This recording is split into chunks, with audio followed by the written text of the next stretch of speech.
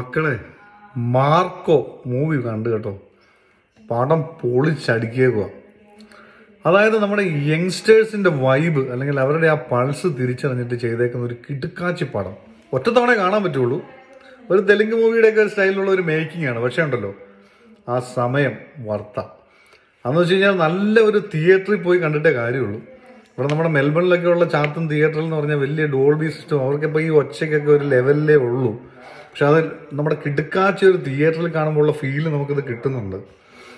പണ്ട് പൃഥ്വിരാജ് പറഞ്ഞൊരു വാചകമുണ്ടല്ലോ, ഒരു പാൻ ഇന്ത്യൻ സിനിമ എടുത്തു കഴിഞ്ഞാൽ ആരെ സജസ്റ്റ് ചെയ്യുന്നു, ഉണ്ണി മുകുന്ദൻ എന്ന് പറഞ്ഞൊരു വാചകം. അത് അന്വർത്ഥമാക്കി പുള്ളി കേട്ടോ. പുള്ളി പൊളിച്ചടുക്കി കളഞ്ഞ പടത്തിനകത്തെന്ന് പറഞ്ഞാൽ അതിനകത്ത് വന്നേക്കുന്ന ആ ചൂസ് ചെയ്തിരിക്കുന്ന ആ ഒരു ഓരോ നടന്മാരും അത് അവരുടെ ഭാഗം, അത് വേറെ ഒന്നും പറയാനില്ല.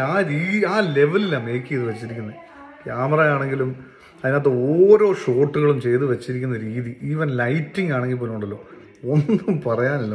ഒന്നും പറയാനില്ല. പിന്നെ ഇച്ചിരി വയലൻസ് ആണ് കേട്ടോ. ഈ വയലൻസ് എന്ന് പറയുമ്പോൾ നമ്മൾ നമ്മുടെ മലയാളം മൂവിയിൽ കാണാത്ത രീതിയിലുള്ള കിടുക്കാച്ചി സാധനങ്ങളാണ് ചെയ്തു വെച്ചിരിക്കുന്നത്. പക്ഷെ പടം കണ്ടു കഴിഞ്ഞ് ഇറങ്ങി കഴിഞ്ഞപ്പോൾ ഉണ്ടല്ലോ, എനിക്ക് ഫീൽ ചെയ്ത സാധനം എന്ന് വെച്ചാൽ ഉണ്ണി മുകുന്ദനല്ല വർക്ക് ചെയ്തിരിക്കണേ. പുള്ളി ശരിക്കും നായകനാണ്. പുള്ളി ഒരു ഫാമിലിയുടെ പോർഷനാണ്, അല്ലെ ഫാമിലിയുടെ പാർട്ടാണ്. പക്ഷെ പുള്ളിക്ക് ഒരുപാട് ക്രൂരത ചെയ്യാൻ പറ്റിയിട്ടില്ല അതിനകത്ത്. വില്ലന്മാർ ചെയ്തേക്കുന്ന ക്രൂരതയാണ് ക്രൂരത. അതായത് ഞാൻ ഈ സഫാരിക്കകത്ത് നമ്മുടെ ഒരു ജോർജ് ജോസഫ് എന്ന് പറയുന്ന ഒരു പോലീസ് ഉദ്യോഗസ്ഥനുണ്ട്.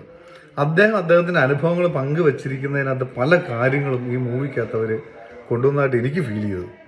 മനസ്സിലായില്ലേ? പല കേസുകളിൽ നിന്നും എടുത്തു വെച്ചിരിക്കുന്ന കാര്യങ്ങൾ അതിനകത്ത് വന്നതായിട്ട് എനിക്ക് തോന്നിയിട്ടുണ്ട്. കിടുക്കാച്ചി വർക്കുകൾ, അന്യായം എന്ന് പറഞ്ഞു കഴിഞ്ഞാൽ എന്താ പറയുക, മൃദുലമായ രീതിയിലുള്ള കിടുക്കാച്ചി ഐറ്റംസ് ചെയ്തിട്ടുണ്ട്. ഇനിയിപ്പം എനിക്ക് ഫീൽ ചെയ്തതെന്ന് വെച്ചാൽ അവസാനം ഈ വില്ലന്മാരെ ഈ പുള്ളി ഇടിക്കാൻ പോകുമ്പോൾ ഈ പുള്ളിക്ക് ഒരു പാർട്ട്ണറും കൂടെ ഉണ്ടായിരുന്നെങ്കിൽ എന്ന് ഓർത്തു. പൃഥ്വിരാജും കൂടെ ഈ പടത്തിനകത്ത് ഒന്നെങ്കിൽ ഏതെങ്കിലും ഒരു വഴി വെച്ച് പരിചയപ്പെട്ട ഒരു കൂട്ടുകാരനായിട്ടോ അല്ലെങ്കിൽ ഇവൻ്റെ ചേട്ടനായിട്ടോ ഇവൻ്റെ കട്ട ദോസ്തായിട്ടോ വല്ലതും ഉണ്ടായിരുന്നെങ്കിലും എന്നാണ് ഓർത്തുപോയി. അതിന് മാത്രം രോമാഞ്ചം അണിഞ്ഞു പോയത്. കിടുക്കം പടമാണ്. കഥയും ഗുരുവൊന്നുമില്ല, അങ്ങനെയൊന്നും പറയരുത്. സിദ്ദിഖൊക്കെ എന്നാന്ന് ചെയ്തു വെച്ചേക്കുന്നത്. സിദ്ദിഖിൻ്റെ ജോർജ് എന്ന് പറഞ്ഞ കഥാപാത്രത്തിൽ പുള്ളി പറയുന്ന ചില ഡയലോഗുകളും സാധനങ്ങളൊക്കെ എൻ്റെ മുത്തേ. അതുപോലെ എടുത്തു പറയാൻ പറ്റുന്ന വേറൊരു സംഭവം എന്ന് പറയുന്നത് നമ്മുടെ ഷമ്മി തിലകൻ്റെ മകൻ ഒരു വർക്ക് ചെയ്തിട്ടുണ്ട്. ആദ്യത്തെ പടമാണെന്ന് പറയത്തില്ല, ചോരയെന്ന് കയറി കിട്ടിയേക്കുന്ന കഴിവാണ്. അപ്പനും മകനും മകൻ്റെ മകനും ഒക്കെ ആയിട്ട് കിച്ചേക്കുന്ന ആ പയ്യൻ്റെ പേര് നമ്മുടെ അഭിമന്യു എന്ന് അവൻ്റെ പേര്. അവനും ചെയ്ത് വെച്ചേക്കുന്ന എൻ്റെ മുത്തേ വല്ലാത്ത ജാതി വർക്കാണ് ചെയ്യുന്നത്. ക്രൂരതയുടെ അവസാന മുഖം പോളി കിടുക്കി കളഞ്ഞ എല്ലാവരും അതായത് സ്വർണത്തിൻ്റെ പണം അമിതമായി കഴിഞ്ഞാൽ ഉണ്ടാകുന്ന പ്രശ്നങ്ങൾ കൃത്യമായിട്ട് കാണിച്ചേക്കുക. സ്വർണത്തിൻ്റെ പേരിൽ ഉണ്ടായേക്കുന്ന കൊലകളും സാധനങ്ങളും തന്നെയാണ് കുടിപ്പകയുടെ കഥ. മനസ്സിലായില്ലേ? ഉണ്ടാകാവുന്ന, അതായത് സ്വന്തം കൂടപ്പിറപ്പിനെ പോലും ഒറ്റിക്കൊടുക്കുന്ന അല്ലെങ്കിൽ അവരെ ഉപേക്ഷിച്ച് കൊന്നുകളയുന്ന അവസ്ഥ. പണം മിഡിൽ ക്ലാസ് ആയിട്ട് ജീവിച്ച് മരിക്കുകയാണെങ്കിൽ വലിയ കുഴപ്പമില്ല. ഒരുപാട് പൈസ ഉണ്ടായാണല്ലോ മനുഷ്യൻ ഇല്ലാതാവും, മനുഷ്യൻ നശിക്കും. അതാണ് അതിനകത്ത് കാണിക്കണേ. അത് വേറൊരു സീനുണ്ട്. ഒരു പൂർണ്ണ ഗർഭിണിയായിട്ടുള്ളൊരു പെണ്ണ് പ്രസവിക്കാനായിട്ട് കിടന്നു കഴിയുമ്പോൾ അവളുടെ വെളിയിലേക്ക് വരുന്നില്ല കൊച്ച്. അപ്പോൾ ഈ വില്ലനായിട്ടുള്ള ഒറ്റ പഞ്ചിന് ആ കൊച്ചിനെ വെളിയിലേക്ക് എടുക്കുന്ന ഒരു സീനുണ്ട്. പക്ഷേ ആ പെൺകൊച്ചിൻ്റെ മുഖത്ത് വരുന്ന ഭാവം എന്ന് പറഞ്ഞാൽ അത് ഭയങ്കര സംഭവം. നമ്മളത് ശ്രദ്ധിക്കണം. അവൾ മരണപ്പെപ്രാളം എടുത്തുകൊണ്ടിരിക്കുക. ആ സമയത്ത് ഇവൻ ക്രൂരമായിട്ടാണ് ഈ കൊച്ചിനെ വെളിയിലേക്ക് എടുക്കുന്നത്.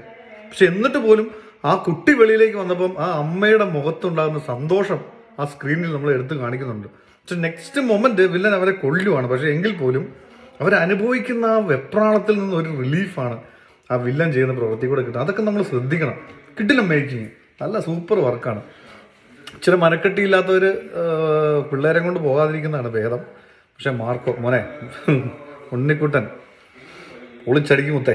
നീ പൊളിച്ചടാ, നിന്നെ ഇനി പിടിച്ചാൽ കിട്ടത്തില്ല. നീ നല്ല രീതിയിൽ അത് വർക്ക് ചെയ്തു, ഹാർഡ് വർക്ക് ചെയ്തു, അതിനുള്ള റിസൾട്ടും വന്നു. അതുപോലെ അതിന് പൈസ മുടക്കാൻ കാണിച്ച മനസ്സ് കേട്ടോ. അതും അതിനകത്ത് ഓരോ ഷോട്ടും റിച്ച് ഷോട്ടുകൾ തന്നെയാണ്. ഒറ്റ തവണയെ കാണാൻ പറ്റുള്ളൂ. കൂടുതൽ കണ്ടു കഴിഞ്ഞാൽ നമ്മൾ ചിരിച്ചിരിച്ച് അത്തുപോകും. കാരണം അതിനകത്ത് ലോജിക്കും സാധനങ്ങളൊന്നും നോക്കരുത്. പക്ഷേ കൊള്ളാം, അതിനുള്ള മുതലുണ്ട് പടം.